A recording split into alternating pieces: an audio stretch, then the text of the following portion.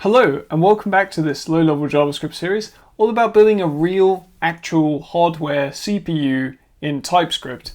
That sounds probably really weird if you haven't seen the earlier part of the series or the series introduction, but basically I've made a hardware definition library called Gateware TS, and we're going to use that to create a hardware definition which we can put onto an FPGA and run as a CPU.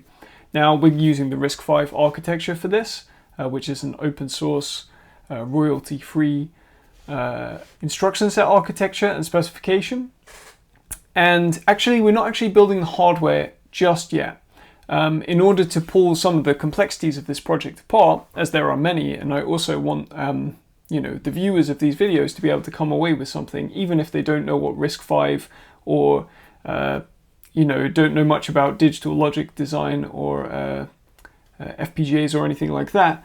In order to maximize this, and also for myself, because I'm also not an expert, in order to maximize everything that can come out of this, what I first want to do, and what I have begun doing, is building an emulator, a RISC-V emulator. Now, when we talk about emulators, and this is a topic in the game emulator communities, you have this distinction between high-level emulators and low-level emulators. And high-level emulators, they'll take a system and they won't try to do exactly what the hardware does. They'll do sort of the minimum or the most optimal way of doing something. Maybe not being 100% true to how the hardware would be, or maybe not even 100%, maybe not even 80% sort of percentages here. But doing that, you can still get a very playable emulator. You can play a lot of games and they'll play accurately. But you can also do so-called low-level emulation, and low-level emulation is where you try to mimic the structures as closely as possible of things like the hardware, and how the different parts of the hardware and the different systems talk to each other, and the speeds in which they do that, and all of this kind of stuff. And for this RISC-V emulator, I'm trying to go here for the most useful low-level emulation that I can. And specifically, what I'm trying to model here is a pipelined architecture, so that we have a 5-stage pipeline, the classic RISC 5-stage pipeline, like this, where we have these different stages and the instructions flow through this and can technically flow in parallel through this pipeline, although go and watch the first episode to get some more in-depth information about this. But I won't be, in this very first instance, neither with the emulator or the hardware, building an actual parallelized pipeline, because I'm aiming for simplicity in all. So I want to get something up and running as soon as possible, and then I want to iterate on it. So I want to add parallel pipelining in later, which means that we need to start adding communication between different parts of the pipeline, and we need to handle hazards and things like that. But in a pipe, what I'm doing, and the reason I'm setting up this pipeline from the very beginning, is because this is of course going to form the backbone of the architecture. I don't want to overhaul the architecture layer. I want to have like the basis of the architecture in place.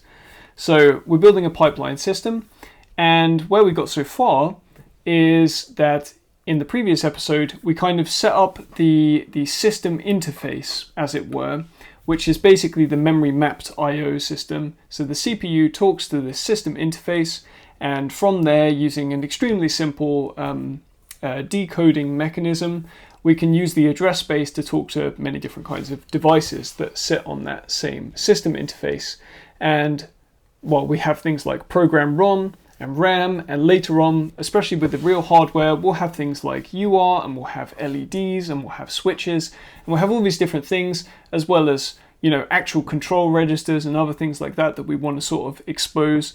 We'll have these kind of things. So at the moment, I built this interface, and I built these two components so that we have a RAM and a ROM. And the idea with this emulator is that we can take the binary output of like the RISC-V toolchain. So we can write programs in C or whatever language you want, probably going to write them in C. You can write programs in C, and run them through the toolchain, doing some magic, and have it spit out programs that will be able to be loaded into the emulator, loaded into ROM at the right place, and just run, and that should just work. And it's the same story will be true, of course, of the actual hardware itself.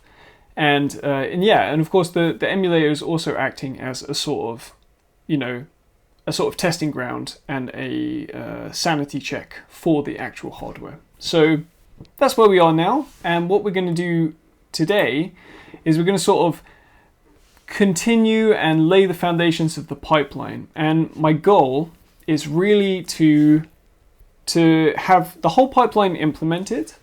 Maybe I'm being ambitious here, but what I want to do is I want to get the whole pipeline implemented, not 100%, so not with all of the signals that need to move through it. So data accumulates as you go through the pipeline. I'm probably going to get all the data. We're not going to do all the decoding. We're not going to do all of these things that need to be done. But what I would like to do is execute at least one arithmetic instruction. So I would like to do an add instruction, maybe taking 2 registers or using an immediate form, and having that execute through the pipeline and eventually get to the write back stage where the result gets put into one of the registers. That's what I would love. And in order to make sure that we can do that, I'm just going to try and stop introducing and actually begin coding. And we'll just sort of roll through it, and we'll check in with the RISC-V instruction set manual many times, and yeah, let's see where we get. So here we are. This is where we left off.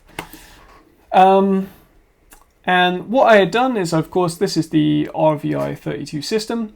We've got the RAM and the ROM device, we've got the bus. But what I also started to do was build these files. So I have one file called pipeline stage. It just contains a really simple class definition of things we need to implement. So every pipeline stage needs to implement at least this interface. And I actually went in already and I built out the instruction fetch stage a little bit. Yeah, so what we have here is that if we are not stalling, then we're going to sort of compute what our next value is going to be for the instruction. We're going to read off the bus, the program counter value at that stage. Then we're going to increment the program counter by 4, because we are dealing with 32-bit instructions, and therefore we've got 4 bytes in a row. And so when we get the next instruction, we want to skip over and get the next 32-bit instruction.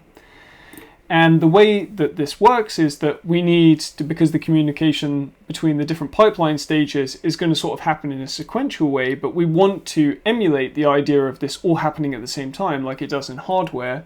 There is sort of a 2-stage system going on even in the pipeline stages. The first stage is compute, where we compute the next value of a register or a value or something. So we have these things like instruction next and PC next.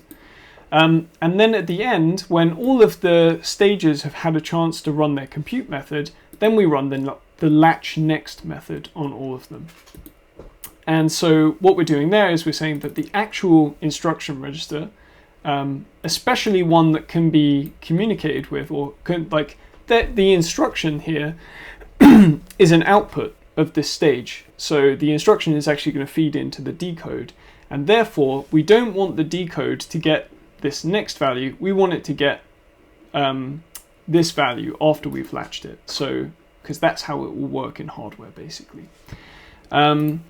Yeah, so this is kind of good enough for now. This won't be good enough. Like, we have these ready to send and ready to receive. And the problem actually is that for this first iteration, I might actually even just get rid of these, because in this first part of the pipeline, we're not even going to have these signals. We're just going to have the system itself stall each stage if it's not the active stage. That's it. And we don't have any sort of like cycle latency. So I'm not going to try to model the idea of like things taking multiple cycles, like memory taking multiple cycles. In the hardware, it definitely will, right? But I'm just avoiding that for now. So what I'm going to do is I'm actually going to get rid of this part of the interface, and I'm going to say we don't have to deal with that, because why add this? We're just going to implement these in a way that is like that is not really doing anything anyway. So let's get rid of those.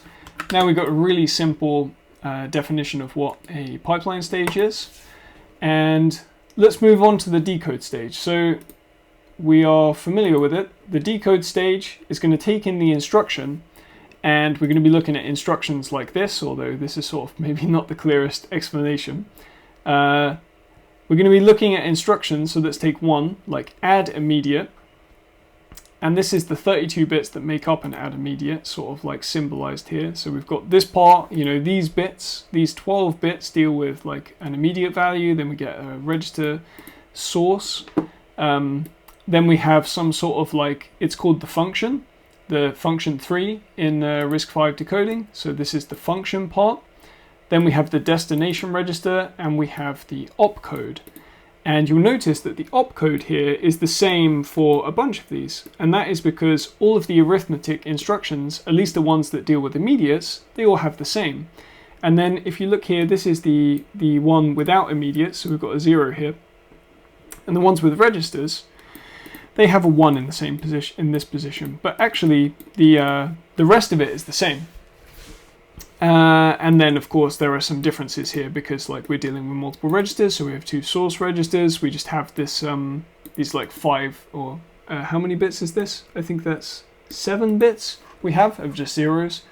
Although you'll notice that in some instructions we do have something going on there. So there is actually a a use for that, but it's a bit underutilized. So RISC-V makes tons and tons of use of the instruction space. It's like really diligent about it, but yeah, it doesn't take 100%. It doesn't squeeze every last possible thing out of it. So that's it. That's what we're going to do. Instruction decoding, focusing on the arithmetic instructions. So what I want to implement in this episode is this set of instructions, which is a pretty decent chunk.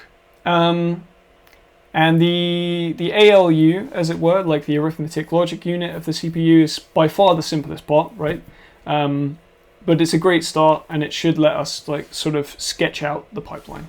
So, all right, I'm gonna copy this, and I'm gonna make a instruction decode.ts.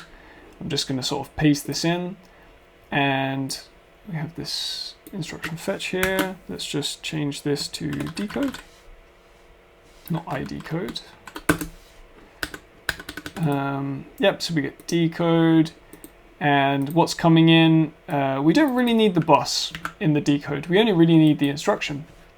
So we're going to we need to take a function in here, which is basically going to come from the previous stage, a method in this case, which is going to be called getInstruction or getInstructIn, because there is a getInstruction out from fetch, and I think it's just a little bit simpler to label it like this. But when we call this, it's going to give us at the moment I think we're returning a register, but we can actually just return a number. And so here I'm going to change this to getInstruction.value. So this returns a number. Then we have here instruction decode. We're going to get a register in. We're getting this should store signal. I don't think we need anything else. So let's go in, right? We don't need program counter. We do need an instruction. Don't need a bus. We need a should store, and we need get instruction. Get instruction in. Okay. Get rid of that. Get instruction in. Okay, so now we've sort of got those things we need in. Okay, so just trying to clear these out, and we're not going to send the instruction out. We're going to send out quite a few things, basically all the parts we decode from the instructions. So compute next.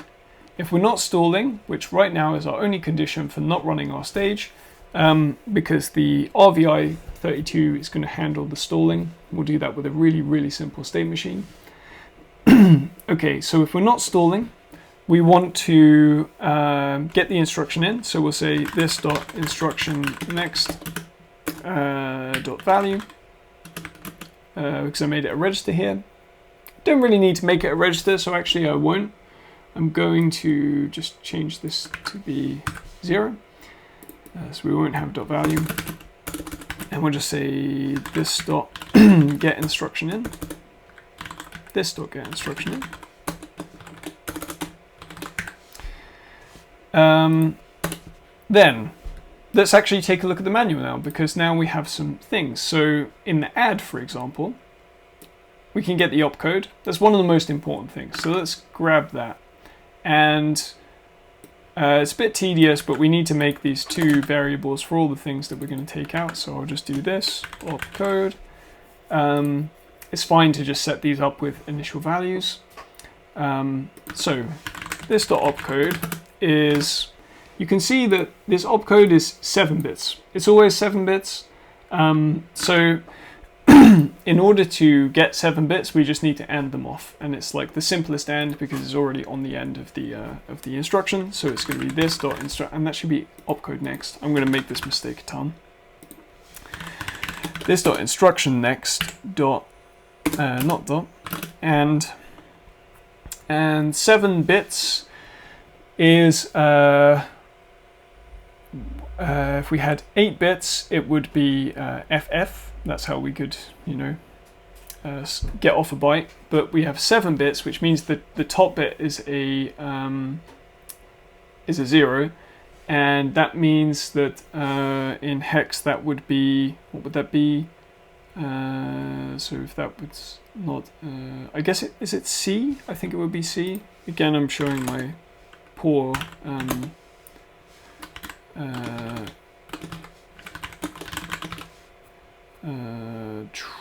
2.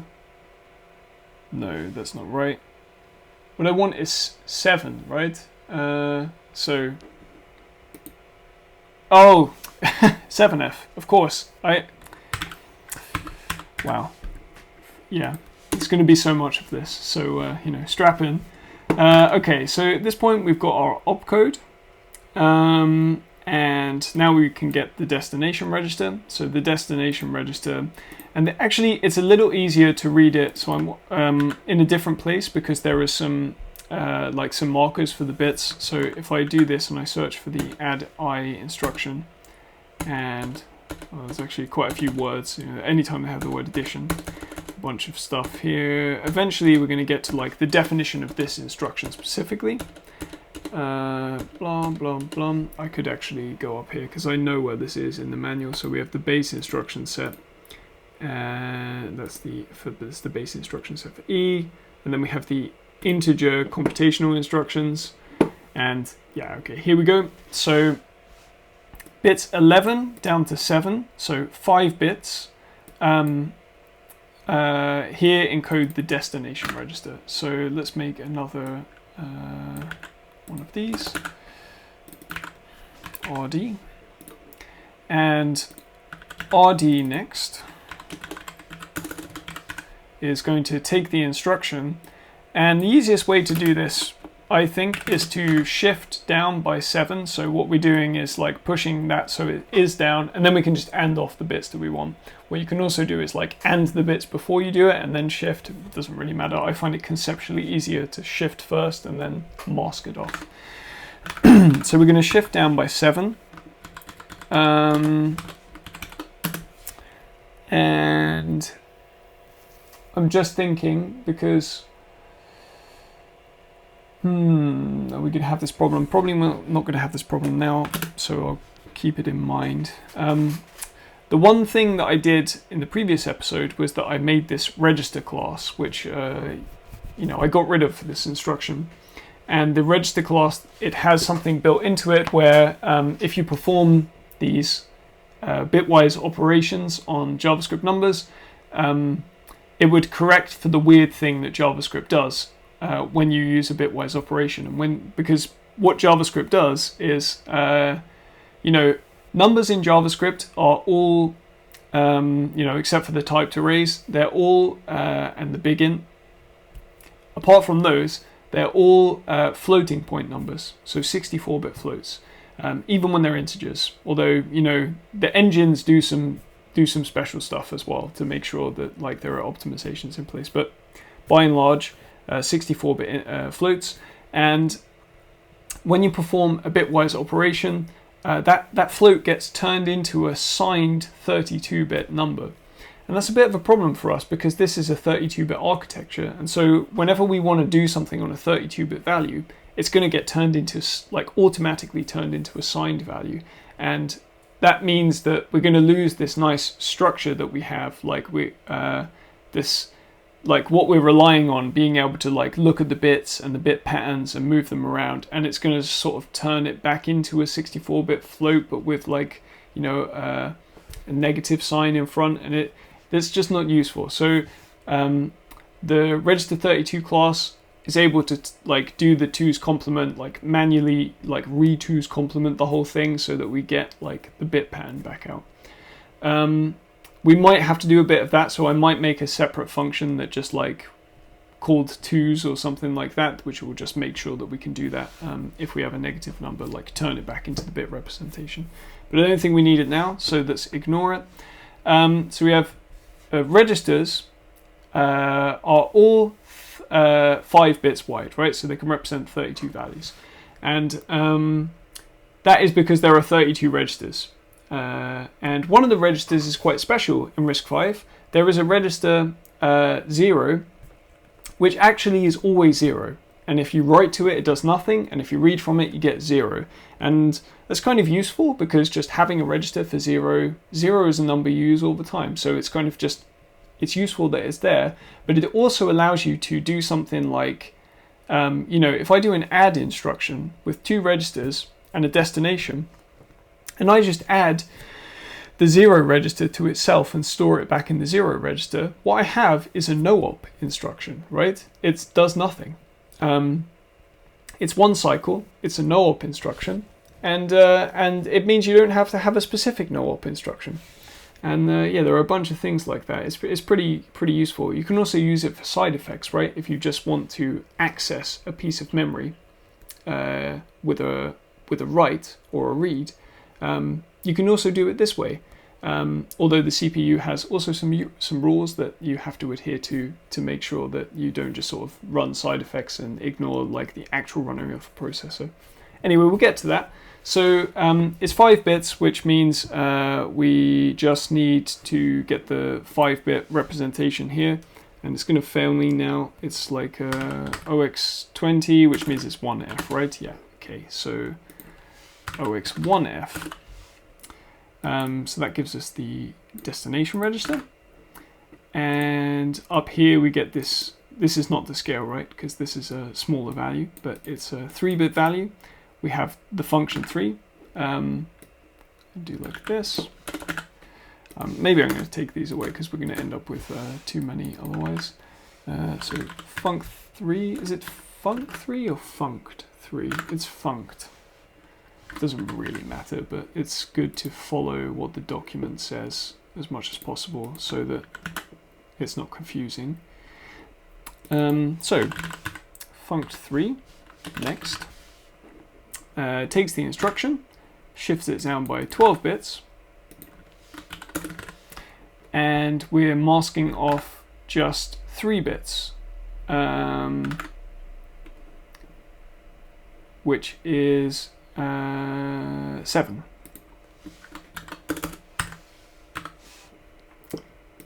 All right.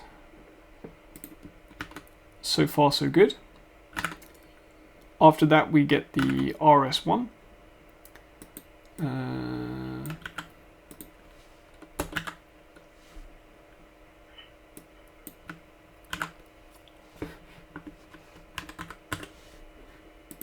RS1 and RS1 next, and I'm already going to put RS2 in as well because I know we're going to have it, even though this instruction doesn't have it because we're dealing with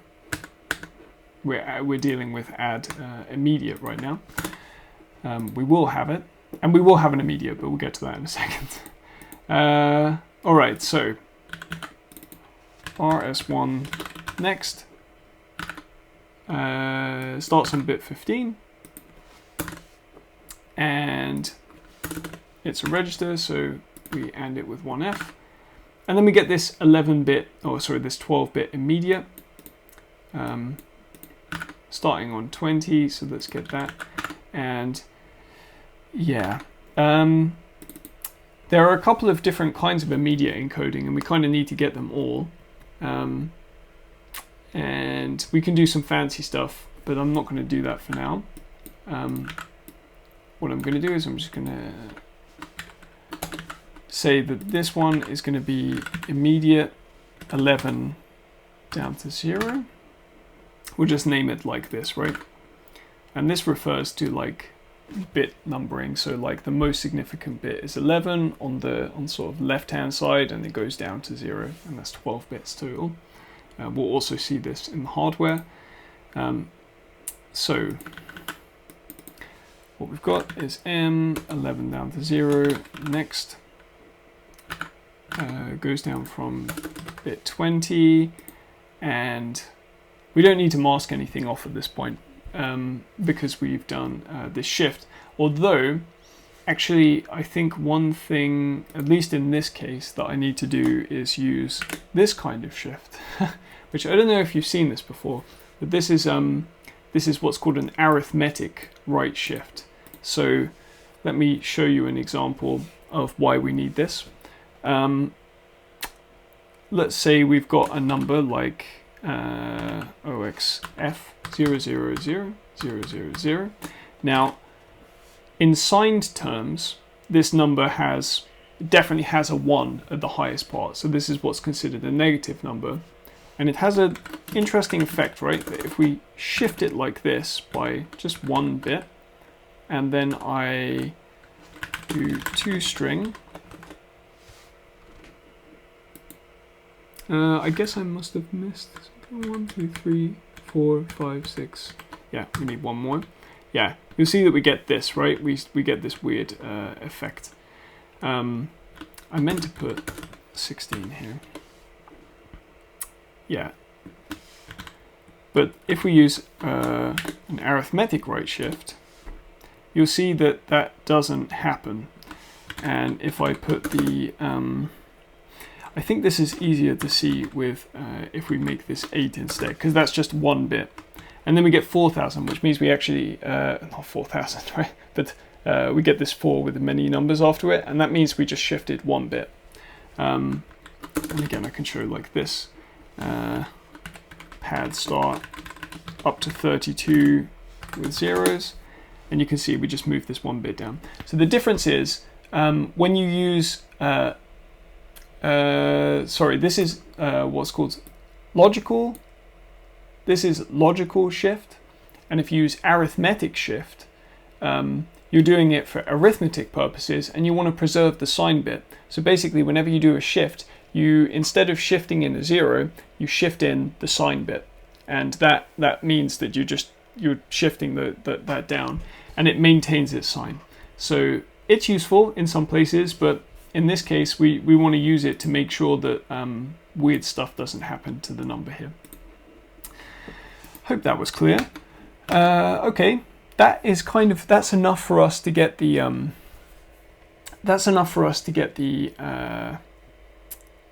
add instruction. But let's actually go back to, and I know exactly, so this is 13. I know exactly where the big page is. It's on page 104, because this is by far the page that I've looked at the most. And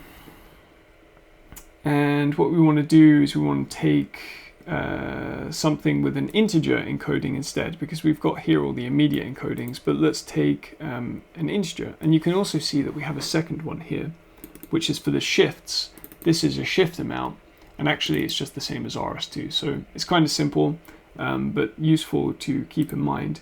So let's just look at, yeah, of course we could have just looked at add, and now this is going to be the same problem. So we'll just do exactly the same thing here. Instead of going to this one, this gives us the shift amounts. This gives us the load upper immediate instruction, and this is the one I'm looking for. Yeah. Okay, so opcode we've got, destination we've got, func3 we've got, then we get rs1, we had rs1, rs2 is the next one down, so let's do rs2 next, and then we go basically from bit 20, and we mask off 1f, perfect, and then what we want to get over here is this func7, so let's take that and just chuck it under here as well, right? Func7,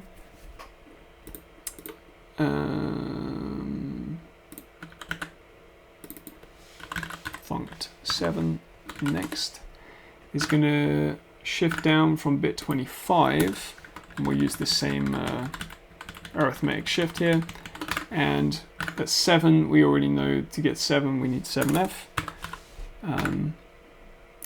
So yeah, that looks good. And like I said before, we've got shift amount, which is actually just the same thing here, although you'll notice that there is also this thing that's going on. No, actually, that's just the immediate encoding, right? I don't know. I'm now questioning whether we need to worry about these parts. Shifts by a constant are encoded in the specialization of the I-type format. Yeah, there are actually like a few fixed formats for how these instructions are laid out, and they have names, and they sort of group up based on their instruction type. So the I is, I think it refers to integer, and there's also the J, which I think refers to jumps. Might be wrong about that. I haven't actually. It's the first time I've actually thought about it, but. All right, the operand to be shifted is in RS1, so that's what we're shifting, and the shift amount is encoded in the lower 5 bits of the I immediate field, so that's here, and that's actually labeled shift amount elsewhere, and I'm going to take it out as a fixed value. Shift left logical immediate is a logical shift left shift. Is a logical right shift, and this is an arithmetic right shift, so you see also we have to deal with it here with the original sign bit is copied. There doesn't seem to be any more specifics than that. Only what you will notice is that up in these last 5 bits, or last 7 bits rather, you'll notice that there is a 1 over here, and that actually encodes that this is an arithmetic shift versus being a logical shift. So there is an encoding over here, and I might just pull that 1 bit out and set a variable based on that. Like, we're going to end up having like a lot of information that we pass through to the next stage. Maybe it's worth like packing it all up into a data structure just to make life easier and not have a million different methods that we have to call. Yeah, I think that's a nice idea actually. Yeah, so what I want to do is I want to make a shift amount, because I think that's just useful. Yep. So it's like SHANT, I think. AMT. Shamt. So the shamt next. We're going to take the, yeah, we don't need to do this because we have it over here, this.rs2 next. Yeah, of course, in the hardware, like, this is not, like, you wouldn't be actually assigning something twice. Like, you have to keep in mind that in hardware, you just, like, you have a bunch of wires, basically, which are carrying values. Like, you have registers and you have, you know, wires coming off of those, and the groups of wires together are representing numbers. So if you have a copy of the same number, you're just, like, you know, putting those wires somewhere else, like, you know, forking them off and sending them in 2 places. That's how you kind of think about it. We wouldn't even have like a second. We could just give something the same name, and then when we run that through the sort of compiler of the HDL, that's going to work out that like this thing is the same, and it's not going to build extra hardware or anything like that. Okay, cool. All right, and then one thing we're going to need to do is to latch all of these values in the latch next. So let's kind of do that. So I take all of those. We don't want that.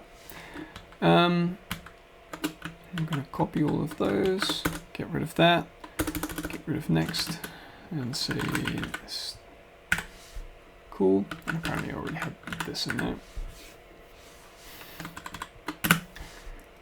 Cool. All right. Probably worth packing these up into a structure.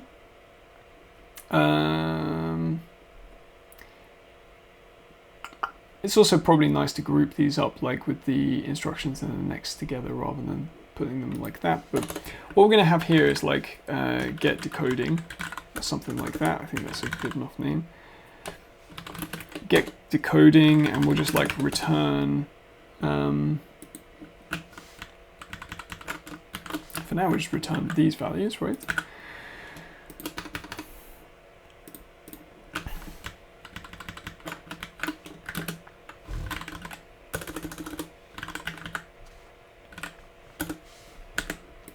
Yeah, and then like we only need to pass this one method into the next stage and it can pull all of these out. Cool, I like that.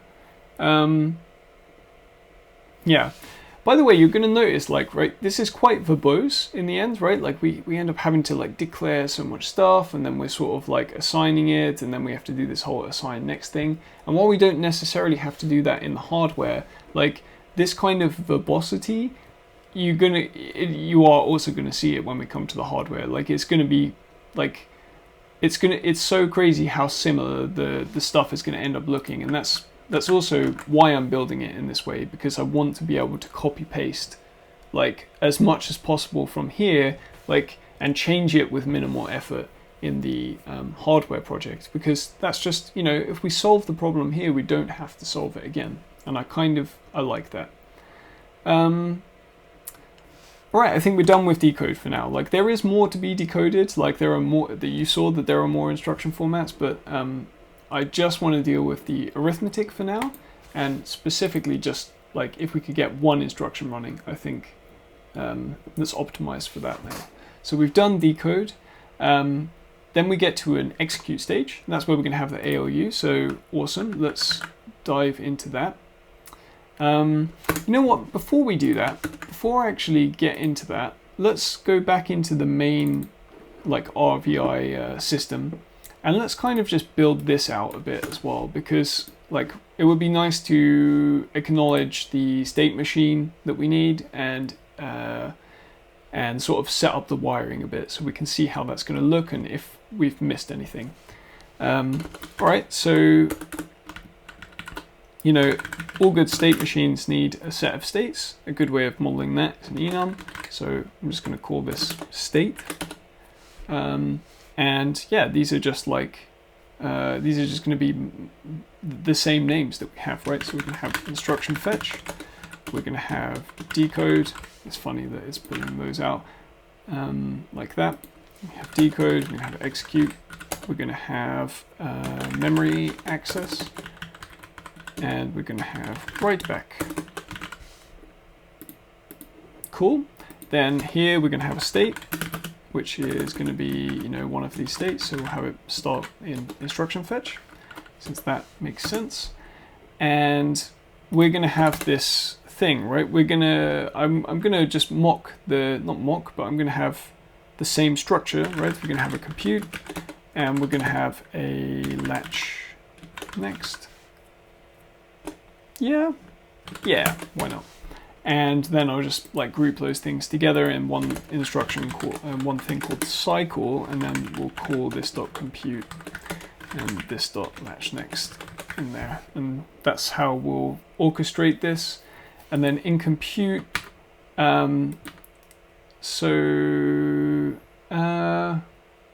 yeah, we don't even need to acknowledge those. The only thing is like that we're going to have a function. We're going to need to pass a function to all of these things for if they should stall or not, and that function is just going to be like, am I equal to like the state And if I'm equal to the state that I am as a pipeline stage, then I'm going to execute.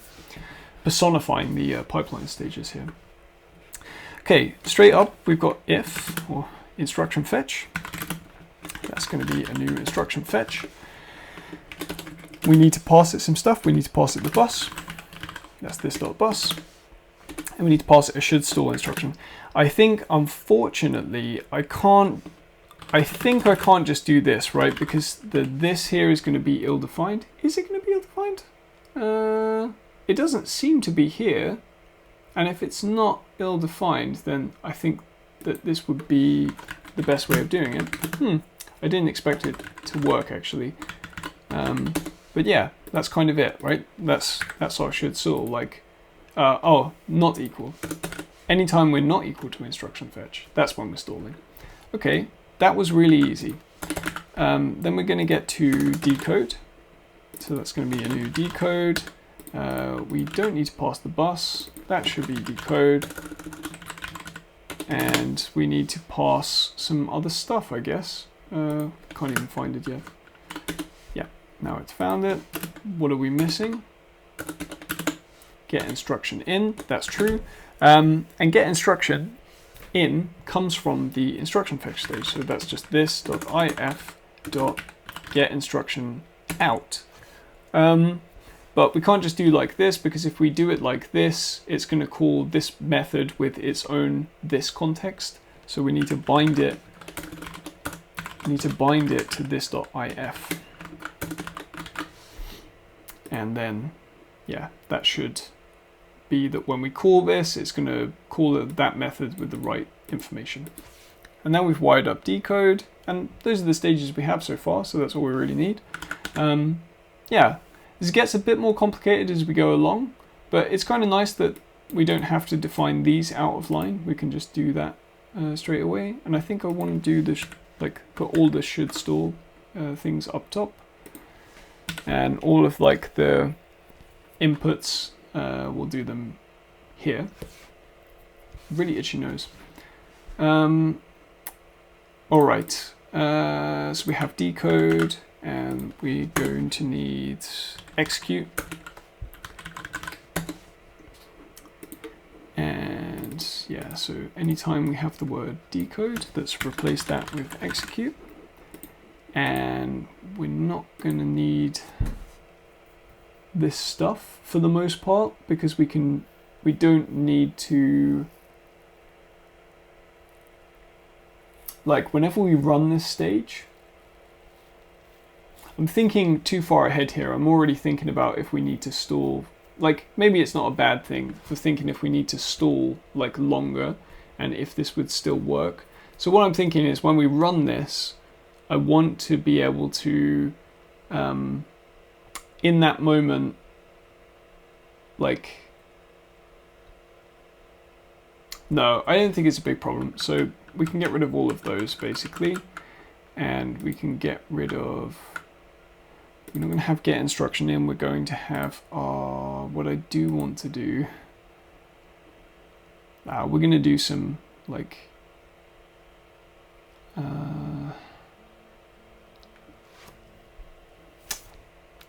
just thinking now,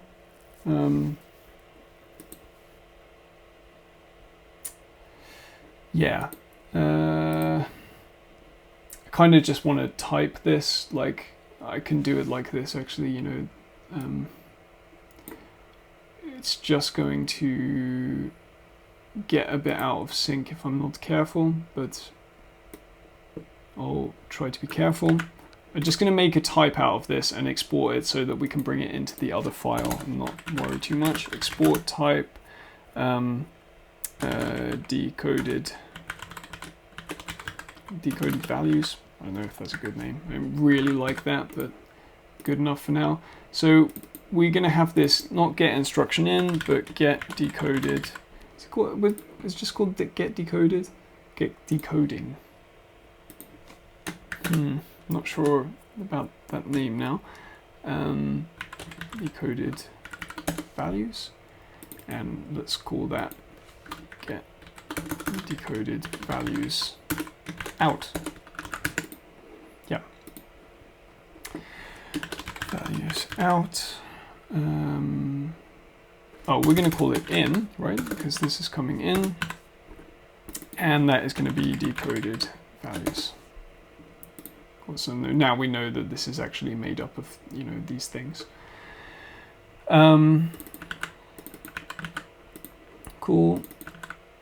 Whoop. All right, got those. Let's get rid of all of that, all of that. We definitely don't need that method. All right, so we're going to have an ALU here. I do want to do this properly. I do actually want to have a proper ALU situation going on here. So this is going to be our decoded. Maybe we'll pull some stuff off this, but get decoded values in. Yeah, and so we get the opcode here, right? So with the ALU, and in hardware, right, this is one of the beautiful things about hardware, we don't really need to care about what the opcode is. And we don't really need to care if the instruction even fit the you know, the values that we are talking about here. You know, well, let me say this in a way that makes sense. Like, we don't have to care if an instruction actually fits one of these formats properly, right? We can just, in the ALU, the only thing that's important to us is actually looking at this function and one of these bits in the opcode. That's the only thing we care about. And the beautiful thing about that is that we don't need to care if the instruction is actually, you know, branch if equal, because the, you know, all of these values, they'll be garbage because, like, it's not actually one of these instructions, but like, we'll have values for all these things. So we'll just run the ALU all the time. And the only time we're actually going to, like, do something with the result of it is if we're using an instruction that actually makes use of the ALU. But we can run it all the time because that's how hardware works.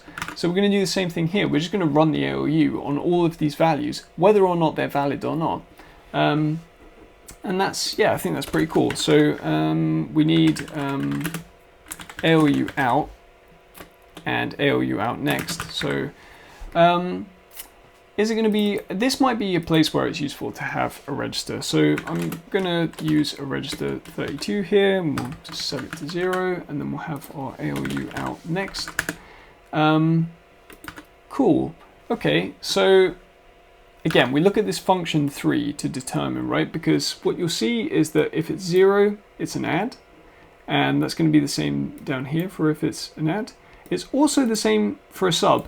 And the reason for that is that addition and subtraction in hardware are the same thing, right? You just, like, before you do the subtraction, you just, like, you flip some bits around using 2's complement, and you sort of turn the addition into a subtraction, or the subtraction rather into an addition. It's pretty much the same way that, like, you know, 1 plus minus 1 is, you know, the same thing as doing 1 minus 1. All right, so yeah, let's make an enum up here that encodes these things.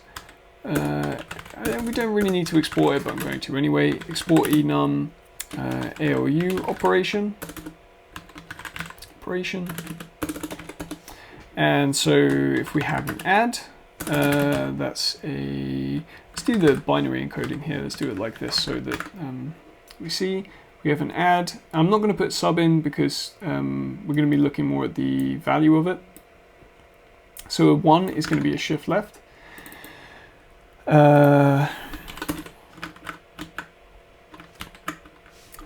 Skipping between files.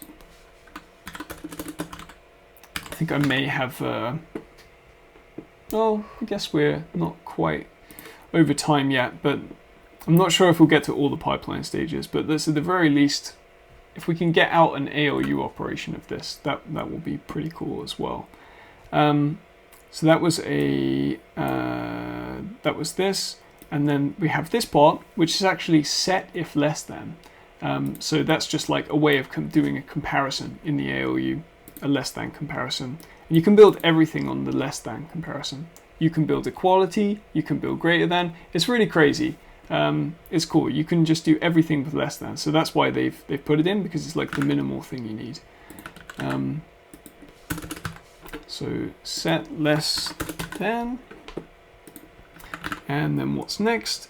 Then it's going to be set less than unsigned. That's a different operation. Like one is comparing with 2's complement and one is comparing without. Let's line these all up nicely. Set less than unsigned. Then we've got XOR on 100. We've got XOR. We've got shift right logical. Is that using the same? That's using 101, right? Yeah. Shift right logical. 101. Not 101, right? Yeah, 101. Huh, okay, changed that already. Sort of. And then we've got our shift right arithmetic, which you'll see uses the same and uses that bit to distinguish. Same as the add subtract up there.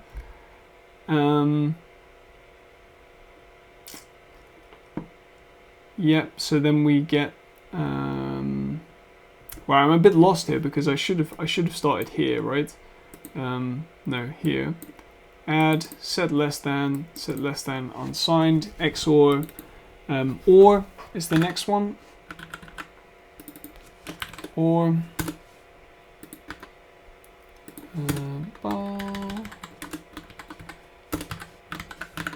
then after or we get and.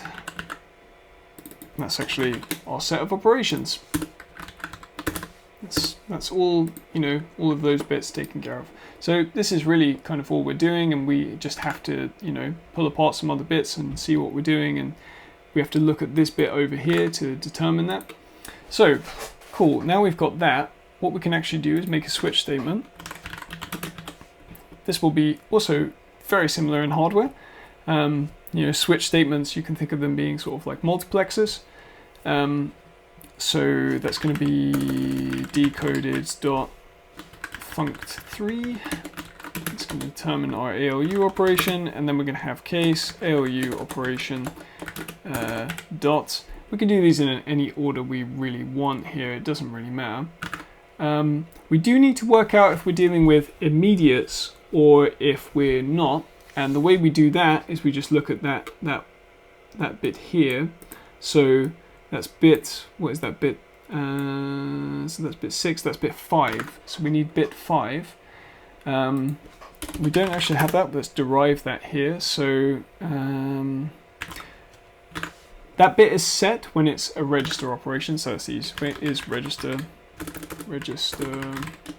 op. And that's going to be like just turn in the Boolean value of decoding.opcode and like shifting that down by 5 bits and then ANDing it with 1. So we just get the 1 bit. Alright, so what are we starting off with here? We start off with add. Why not? It's not too hard. Although we do now need to take into account this part as well, because we might be dealing with subtraction. So that is going to be like, we could do it in 2 different ways.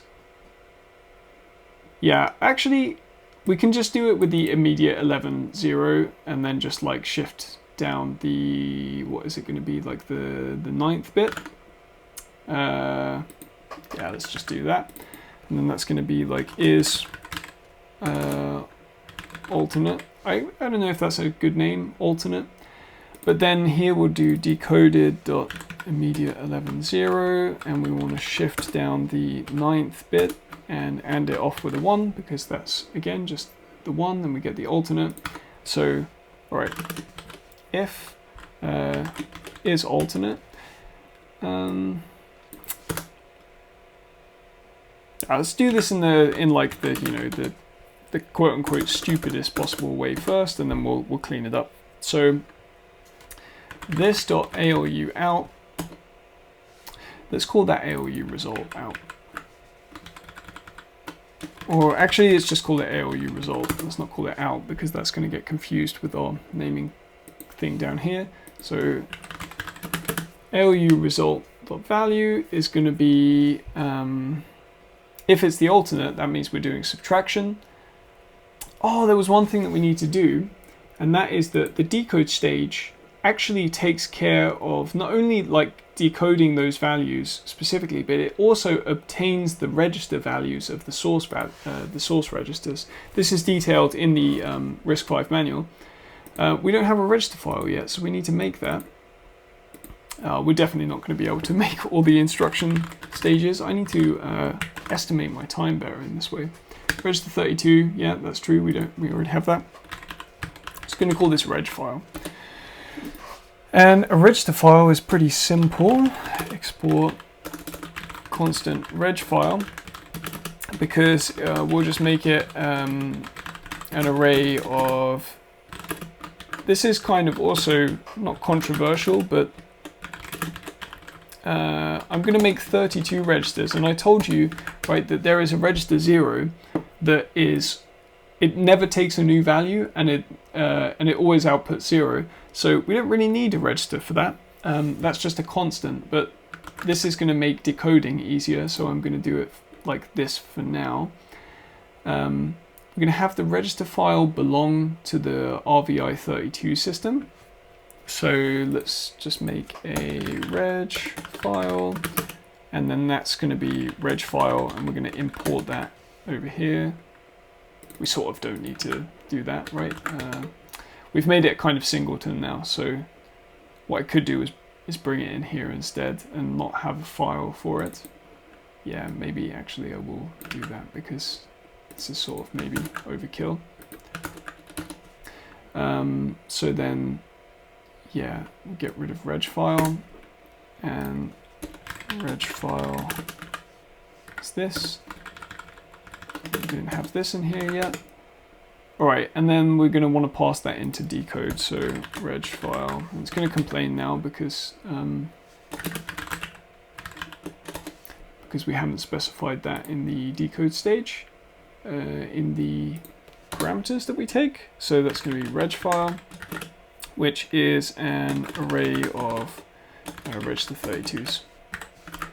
Great.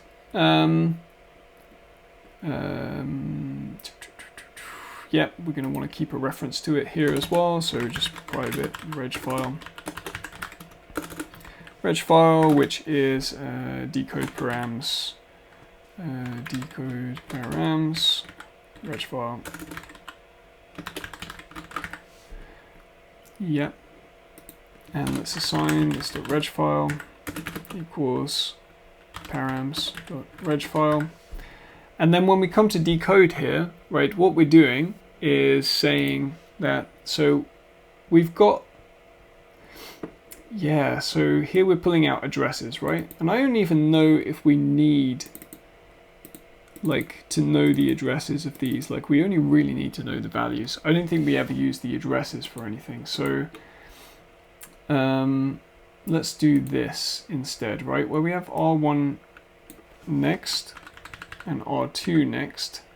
Let's compute those first, and I'm going to turn them into const. So this is going to be RS1 address. This is going to be const RS2 address. And then we actually need to make that RS2 address as well. And then we can actually say this dot, let's pull this down here so it's like logically separated a little bit. No, we can't really separate it that much because we have the shift amount there as well. Alright, whatever. So RS1 dot value, RS1 next. Oh my god, I'm all over the place. Where am I? RS1 next dot value. It's just going to be reading out of one of these registers, so it's going to be this dot reg file. And this is where we can do this thing. So we'll say that if RS1 address is equal to 0, then we'll actually just put 0 here, and otherwise we'll pull out RS1 address. And you can see that basically, you know, we don't have to do any weird offsetting now of the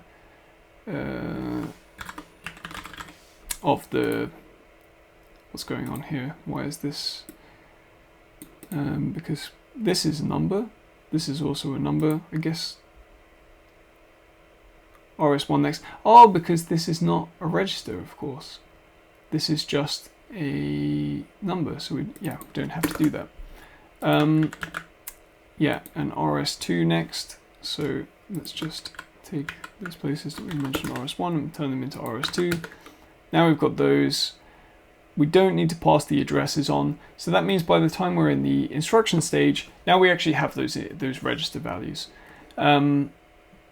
Excellent. Okay, so let's think about this. If it's a register operation, so before we even think about alternate, and actually one thing you'll notice if you look in the RISC-V instruction set thing here is that for an immediate, of course, we don't have an alternate, right? Because yeah, we have that immediate, so we don't have this thing here. But the immediate value, oh, this is another mistake that I've made. No, not a mistake, but it's one thing we need to think about here is that this immediate value is 12 bits, right? But we're going to try and add it to a 32-bit thing. One of the things we need to do is to sign extend this. So basically, we want to bring it into being a 32-bit number, but we want to maintain its sign. So if it's like -5 when it's a 12-bit number, we want it to still be -5 when it becomes a 32-bit number. And you need to do that by shifting in 1 bits into the right position. So sign extending is not too hard. Need to go back to the decode here. So we get this immediate 11 next. Maybe we could sign extend it here instead, right? So let's call it immediate 32.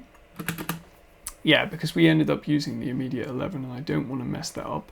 So the immediate 32 is going to be like, take this number, and the kind of easiest way of doing this, right, is that this is 12 bits. So if we shift it by 20 bits to the, to the left, then that's going to push it like all the way to the very top of the number. And then if we don't do the arithmetic right shift, if we just shift it down, that's going to give us, well,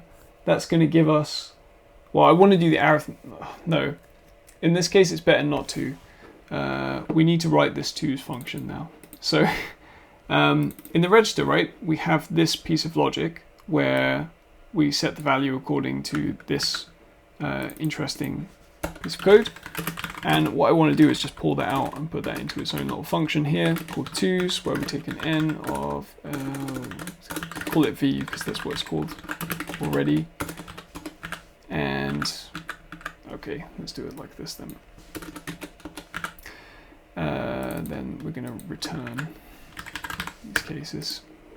A bit more verbose than that function needs to be, but basically we bring in a v. If it's less than 0, we're going to put it back in this like bit encoded way, and otherwise we keep the value because it's already bit encoded. Hope that's clear. If not, check out the previous episode where I actually wrote that piece of code. Right, so decode. We're in decode. I think I just want to call this decode, by the way. I don't really want to call it instruction decode. Yeah, and we were doing this in, to add to the confusion, we were doing this here. So now we can use this function to make sure that we put this number, even though we're going to do all this stuff to make sure that we maintain its sign, I want to get rid of like the JavaScript weird effects from that. So the way to do this is to shift this number by 20 bits to the right, to the left, sorry. So it puts it in the most significant position. So basically where it was in the beginning. And then we're going to shift it down by 20 bits. So that all that's going to do is bring in ones in all those positions, and that's going to have sign extended. So we're going to have the same number, but we're going to maintain the sign bit all the way down the chain. So for 32 bits. So we just, do like this. It's kind of weird. This works. It's kind of like the first time I ever saw a piece of code that did this, it really it messed with my brain because I didn't really understand it, and I didn't really understand sign extension and that kind of thing. So it kind of messed me up there. But if you're still unsure, just Google sign extension. yeah, the concept is quite straightforward when you realize what's really going on. I kind of also recommend you check out my 2's complement video, because that like will also get you familiar with like why this would even work in the first place, because like why would shifting the sign bit in the same position down multiple times give you that. But if you see that, you understand how the encoding of 2's complement works. You'll get a bit of a feel for it. Okay, so now we have this immediate 32, and what we actually want to look at is this a register op, because we don't have the alternate in the immediate case. So if it's a register operation, then we're going to look at if it's an alternate. It's alternate. If it's an alternate, that means we're doing subtraction. Yeah, we can just do subtraction here, right? It's not hard. So I'm going to say we're going to take the way this works, right, is that you have register source 1 and register source 2. So we're doing register source 1 take away register source 2. So that's going to be decoded.rs1 take away decoded.rs2. That would be our ALU op. If it's not the alternate, then it's plus. So actually, this is already just too verbose for me, and I can't handle it. So if it's the alternate, is alternate, then we'll do it like this, and otherwise decoded.rs1 plus decoded.rs2. Cool. Now, if it's not a register operation, else, I've messed something up here, I'm not exactly sure what yet. Then, yeah, we have that. Yeah, I've got like this messed up, so I've missed a bracket here. And that should be gone. Okay. Then we only have addition. So we're going to say that it's this, and it's decoded RS1 plus, and then it's the immediate 32 that we calculated. Cool. And yeah, you can see we could do this like turn everything again, but I think better not. We'll leave it like this for now. And then in either of those cases, we're sort of like, we're done with the switch statement. So at this point, we're going to break. And that is where the case ends. So that's our add, right? And I'm tempted, I'm kind of tempted now to like, because we're already quite far in, I'm tempted now to not implement the rest right now, because it's going to take a little while. Although we are kind of in position where it shouldn't take too long.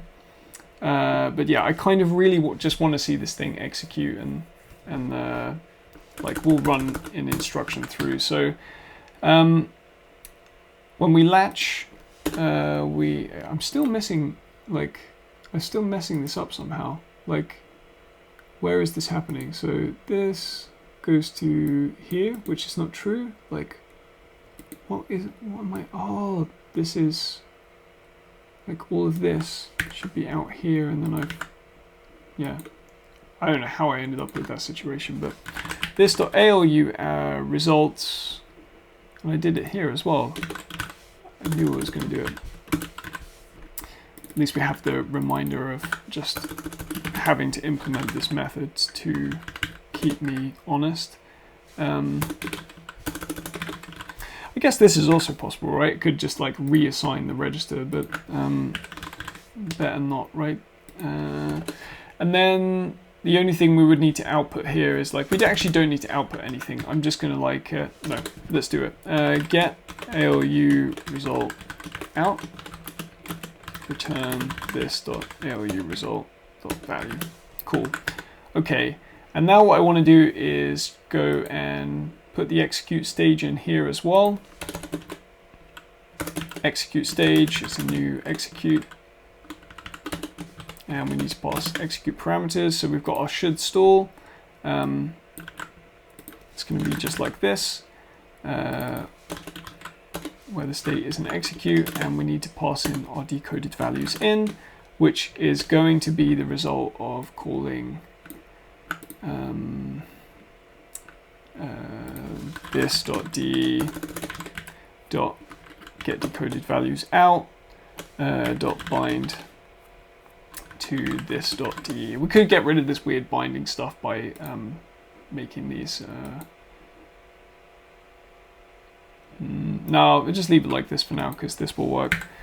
It's kind of weird, but all right. So we've only got our 3 stages of the pipeline, but this.instructionFetch.compute, and then we've got our DE, and we've got our X, and then we're going to do latch next, and then that's it. And then what we can do down here is we can create an instance of the class rv new rvi 32 system. We can put some stuff in memory. We're going to put an instruction in memory. So let's do, we could actually do both, right? We can do an immediate instruction. So that's going to be our immediate form of the add instruction. And we can do both of these add and subtracts because they'll both work. So that one is add I.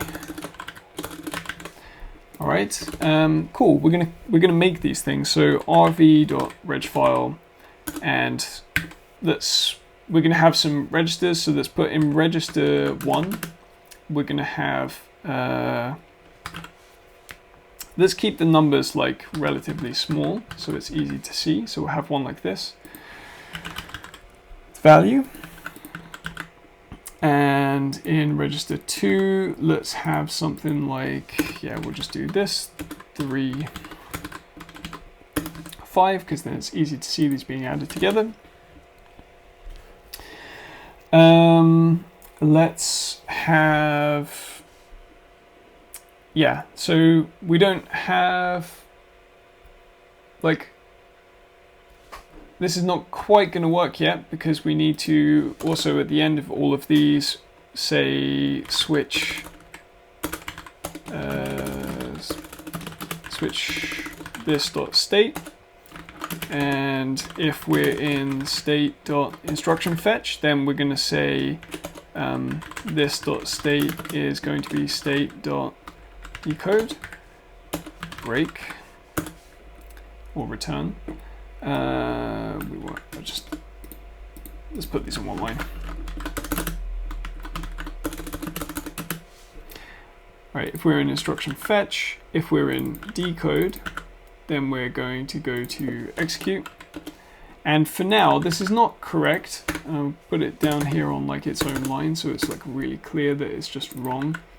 We'll go from execute to instruction fetch, because then we can just put 3 instructions in memory and just execute them again and again. So let's put some stuff in memory. So we're going to have rv rom.load with a new uint32 array. So here we need to build our instructions. So first let's do add immediate. So what we need to do is we need to build a 12-bit immediate value to add. I'm going to make this super easy. We're going to use binary syntax here because it's so much easier to count the bits and stuff. So 1, 2, 3, 4, 5, 6, 7, 8, 9, 10, 11, 12. We're going to add 1. And you can do separation with underscores. That's a new feature in JavaScript, which is really nice. So then we need to encode our register source 1. So let's just add to the register 1. 2, 3, 4, 5, register 1. Then we have our add encoding, right? It's just 0, 0, 0. And then we have the destination register. Let's put this in destination register 3. 1, 2, 3, 4, 5. And then we have the opcode, which is this. Great. That is our add I. Yeah. And what we're doing is I don't know actually in RISC-V like what the order of the source and destination is, but basically what we're doing is we're adding, you know, like literal 1 to R1 here. All right, and then we're going to have our next instruction. So we're going to have something slightly different. Let's just start from scratch. So all these bits here are zeros. Then we get to RS2. So like we're just adding 2 registers here. So we're adding register 1, 2, 3, 4, 5. We're adding register 1 and 1, 2, 3, 4, 5. Register 2, is that right? I feel like I messed that up. 4, 5. Then 0, 0, 0 for the operation. Then the destination register. Let's put it in register 4. So that we've got something different. And then our opcode is just the same in, it's not the same in that case, it's different here. And the reason I think that this ends up being like 1 longer is because we have 1 more underscore. So here we have 1, 2, 3, 4, 5, and then here we only have 4. So that's not a mistake, I hope. And then here we're doing add R1 to R2 and put it in R4. Oh yeah, and destination here I missed, R3. And then the subtract is going to be exactly the same, and I'm also just going to keep it the same here. And the only thing we need to do is flip that first bit. Okay. Oh, this is exciting.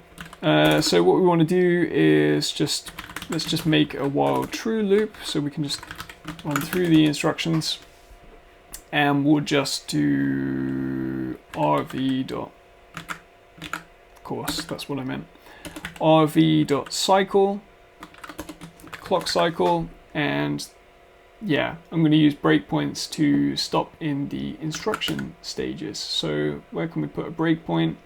Let's just put a breakpoint. I want to put in each of these 3 things, so I'm going to put 1 in here. Let's just do it like that for now. All right, moment of truth. I shouldn't be so confident because I'm sure I've broken something. No, we've got to a breakpoint, that's good. So we shouldn't stall here because we're in the right thing, so that's good. We're going to pull in the instruction value. I guess that's right, who knows? Then we're going to increment the program counter. If we come out of here, we should be going into this one. And then here we should be stalling, right? Because we're not on this stage, so skip, nothing happens. Great, perfect. And the same thing's going to happen in execute, so I'm going to skip over it. And then what's a nice thing that's so we're already going to break in instruction fetch again, so I'm just going to let it run. Break here as well. This time we should skip this. That's perfect. And then we should be entering into decode. That's great. Get the instruction, should be the same number. It is. And we're going to start pulling stuff off the instruction here. So we get the opcode, we get a bunch of these things, we get the addresses. Let's just sanity check this. Address 1, address 1. So that's not right. As a sanity check. Or is it? Did I make a mistake? So, oh yeah, of course it doesn't matter because there is no RS1. It would be correct. We're talking about an immediate value here. So what we should see is that we should have pulled this immediate 12, and that is the number 1, and that's perfect. So pulling out register 1, we get this number, which I hope corresponds to, of course. Every time I do this, it seems to like not copy this value the first time. Not really sure why it does that. 16, 0, 1, 0, 2, 0, 3, 0, 4. That's all looking really good so far. And then we're going into execute, and well, I'll just jump in to make sure, but it shouldn't be running. Great. Do this again. This one should also just be skipping. Cool. Decode, I'm already sure it's skipping, so I'm going to just delve in, and then yes, we're in execute. I think we can be sure that the extremely simple state machine is working by this point. So now we get all these decoded values in, and so we get a whole bunch of stuff here. So we get these RS1. Yeah, and RS2. So these are the values, and that looks good. That's actually the instruction. Instruction? I guess I put the instruction in the decoded values as well. We don't really need it, but I think it's kind of useful to have it there. So, is this a register operation? This should be false. It is. And is it an alternate? It sort of doesn't matter. That's like a nothing value here. So whether it's true or false, it's false, right? Because the whole thing was 0, 0, 0 many times and then 1. And then we're going to sign extend our decoded thing, which should just also end up being 1 out of all of this. We shouldn't get any weird results there. Cool, because we pushed the 1 all the way and then we pushed it back. And, you know, we had 0 still ahead of the 1. So, you know. Here we should be decoding an add instruction. We are. We see it's not a register op. So we take this value we had in RS1 and then we add our immediate to it. And then we're done. So we would come out of here. And at this point, I want to call the this.x.get decoded values in. No, that's not what I want. Get ALU. Why is that not exposed? Get ALU result out. Yeah, so that works. And then toString 16 pad start up until 8 characters with zeros. 01, 02, 03, 05. So that worked, and that is great. Cool. I'm really happy with that. Let's see if we can. Let's see if we end back up in the instruction state, because that should be the case. So here we go back into instruction fetch. Awesome. All right, let's grab the next instruction. So that's working good. Jump in here. We should skip it. Down, let's go into decode. We're going to grab some more stuff off this now. So this time around, we should be grabbing like a different value here on RS2. Well, RS1 now has this value. Is this correct? What do we get for the addresses here? So the RS1, oh, it's probably the encoding. Okay, so that's fine. But I think, yeah, so RS2 actually comes before RS1. So I flipped them around. It doesn't matter in this case, but it just means that I was expecting to see this number with the above one, but actually we got a different one. So it's all good. Cool. Let's get into the execute stage.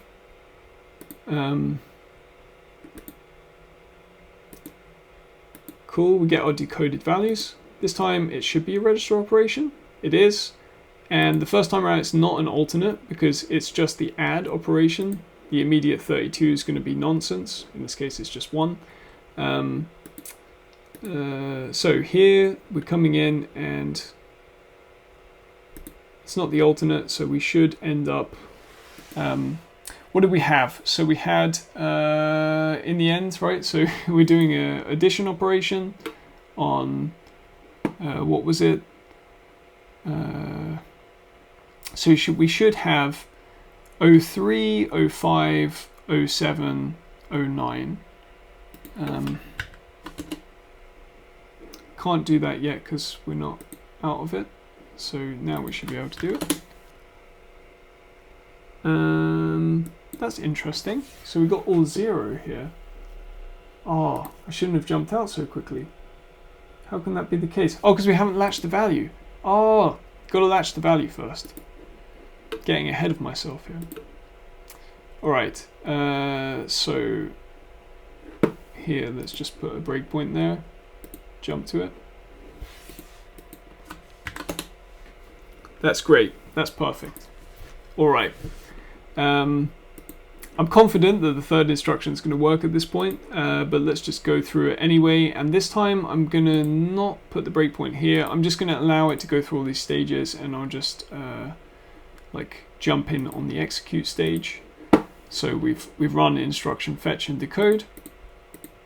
Now here we should still have a register operation. We should have an alternate. We don't have an alternate. That's interesting. So the immediate 11 is a 1 here. That's really weird. How can that be the case? If we look here,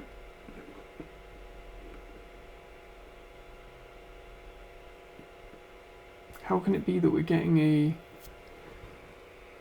Like, we should be looking at this bit. I guess maybe we're decoding it wrong. So the alternate, we get this. Gotta say, I'm kind of confused by this. Like, we have the instruction, so let's look at the instruction. Decoded.instruction .toString. Let's do it in binary, and let's pad the start up to 32 characters with zeros, and just see what comes out. Yeah, so kind of weird, right? This is yeah, this is kind of unexpected. Somehow, like, maybe this shift operation is not correct. So what am I thinking here is that we've got the immediate, right? And it's in the, like, the very last bit of the immediate is that, oh, it's 12 bits, so we should be shifting bit 10. All right, I'll restart the whole thing, and it's going to be the third time we get into the execute stage. So this is time 1, this is time 2, this is time 3. Still false. And the immediate 11, yeah, because the immediate 11 is 1, which doesn't make any sense. Oh, I feel like I'm doing something so stupid here. What am I doing wrong?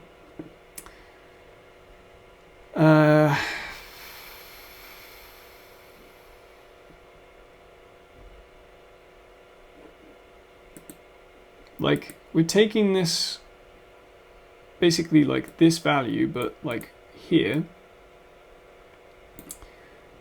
and we're shifting it down by 1, so what would it be? It would be like 1, 2, 3, 4, 5, 6, 7, 8, 9, 10. So we're now shifting it down by 10. But somehow, like, is it the decoding that's going wrong? Oh, well, that's never going to work. That's a problem. I'm only looking at 5 bits here, so yeah, that's not correct. 12 bits. So how do we get 12 bits? The easiest way then is to take a 1 and shift it up by 11. Should I actually be shifting by 12 here? I'm not sure. We'll see very soon.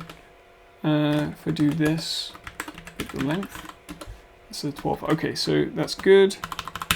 Turning on my LEDs on my keyboard here. So 16.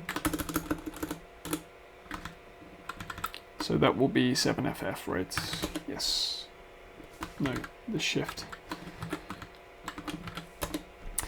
Order of operations is important. So here, instead of 1F, we need 7FF, which is quite a big difference. All right, third time is the charm.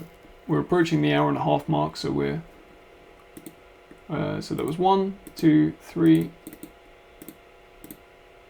Let's take a look at the immediate 11. That's looking better. And the alternate, yes, now we're true. I should have checked the other 2 operations though to see that they came out correct. But in any case, coming to the add operation, this time around we have this like, what was it?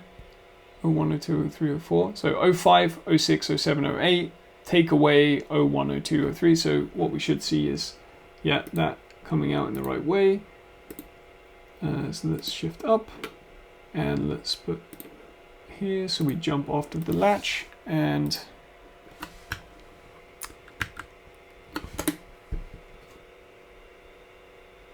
oh 01, 01, 01, 01. That's right? Because we have 5 take away 4, we have 4 take away 3, 2 take away, yeah. So it's actually working perfectly. So again, I was too ambitious. I thought that we would be able to execute the entire pipeline and put the put the whole ALU together. We didn't quite get that far, but we did get very, very far, to the point that where we can actually properly run the ALU. We can pull all the proper parts and decode the instruction, at least for the arithmetic instructions. and it's not too much more to do the rest. We've got the register file implemented and all working correctly. Should check the 0 thing, but I'm pretty sure that works fine. Yeah, pretty pleased with that. Well, I want to say thank you for joining if you've made it to this point. Thanks for watching along, and feel free to leave any comments, any questions, any inquiries, anything that isn't clear. Just sort of throw it down in the comments or on the Discord server. Join the LLGAS Discord server. You can find a link in the description, and I'm happy to chat about it. So thank you for watching, and I will see you next time.